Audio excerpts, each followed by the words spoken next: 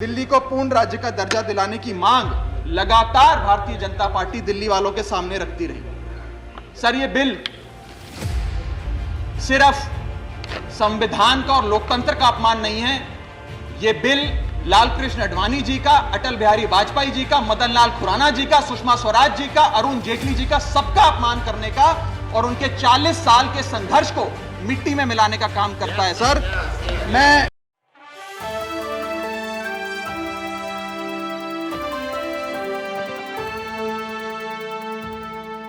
आज मैं सिर्फ 2 करोड़ दिल्ली वासियों की ओर से नहीं बल्कि 135 करोड़ भारतवासियों की ओर से बोलने के लिए खड़ा हुआ हूं। सर, इससे ज़्यादा असंवैधानिक, गैर कानूनी कागज का टुकड़ा एक बिल के माध्यम से शायद ही आज से पहले कभी संसद भवन के भीतर लाया गया होगा।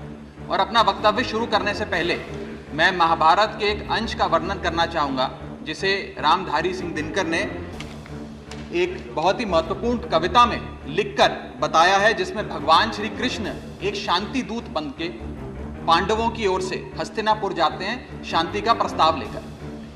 कवि लिखते हैं, मैत्री की राह बताने को, सबको सुमार्ग पर लाने को, दुर्योधन को समझाने को, भीषण विध्वंस बचाने को, भगवान हस्तिनापुर आए, पांडव का संदेशा लाए। भगवान कहते हैं, दो न्याय अगर तो आधा दो, पर इसमें भी यदि बाधा हो तो दे दो केवल 5 ग्राम, रखो अपनी धरती तमाम, हम वही खुशी से खाएंगे, परिजन पर हंसी ना उड़ाएंगे। पर दुर्योधन वो भी दे ना सका, आशीष समाज की ले ना सका, उल्टा हरि को बांधने चला, जो असाध्य था उसे साधने चला, जब नाश मनुष्य पर छाता है, पहले विवेक मर जाता। सर, इसमें दिल्ली बिल का सार है। सर, हम न्याय की गुहार लगाने आपके सामने आए हैं, अपने हक मांगने आए हैं, अपने हक से ज्यादा मांगने नहीं आए।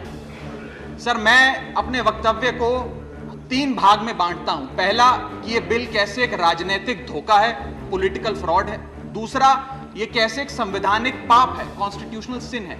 और तीसरा कि ये एडमिनिस्ट्रेटिव लॉकजैम यानी कि प्रशासनिक गतिरोध दिल्ली में कैसे पैदा कर देता है।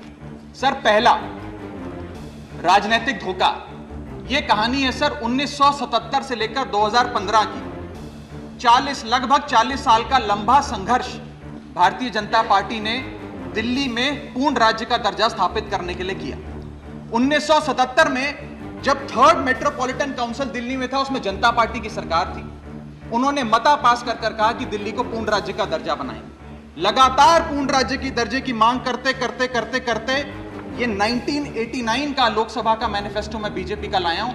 1989 के मैनिफेस्टो में पेज नंबर 361 पे पॉइंट नंबर 10 पे ये कहते हैं, ग्रांट स्टेटहुड टू यूटी और दिल्ली। यानी कि 1989 से लेकर लगातार ये लोग दिल्ली को पूर्ण राज्य का दर्जा दिलाने की मांग करते रहे। यहां तक कि जब 1991 में कांग्रेस की सरकार ने दिल्ली में विधानसभा का गठन किया, उससे भी ना पर्याप्त मानते हुए लाल कृष्ण आडवाणी जी, मदन लाल खुराना जी सबने बयान दर्ज कराए कि यह भी दिल्ली के साथ न्याय नहीं है, दिल्ली को पूर्ण राज्य का दर्जा मिलना चाहिए और हम इसके लिए आंदोलन चलाएंगे। और लगातार इन लोगों ने संघर्ष किया, आंदोलन किया। सर, 1999 में फिर अपने मैनिफेस्टो में बीजेपी ने, ये 1999 का मैनिफेस्टो है, ये जारी कर कहा कि हम दिल्ली को पूर्ण राज्य का दर्जा देंगे। Page number 132 point number 31, we will give full statehood to Delhi. Sir, इन लोगों ने बड़ा आंदोलन चलाया, संघर्ष किया, सड़कों पे लाठियां खाई, न जाने क्या क्या किया दिल्ली को पूर्ण राज्य का दर्जा दिलाने के लिए। और अंततः वो दिन आया जिस दिन वाजपेयी सरकार के उप प्रधानमंत्री आदरणीय लाल कृष्ण आडवाणी जी इस सदन के भीतर एक बिल लाए, द कॉन्स्टिट्यूशनल अमेंडमेंट बिल 2003, जो दिल्ली को पूर्ण राज्य का दर्जा देता है। यह बिल आडवाणी जी इस सदन के भीतर लाए और कहा कि दिल्ली को अधिकार देने की जरूरत है, दिल्ली को पूर्ण राज्य का दर्जा भाजपा दिलाएगी। यहां भी बात खत्म नहीं होती सर। इसके बाद 2013 के अपने मैनिफेस्टो में बीजेपी ने कहा हम पूर्ण राज्य का दर्जा देंगे। इनकी जून 2013 में नेशनल एग्जीक्यूटिव की मीटिंग हुई, उसमें मता पास कर कहा हम दिल्ली को पूर्ण राज्य का दर्जा देंगे।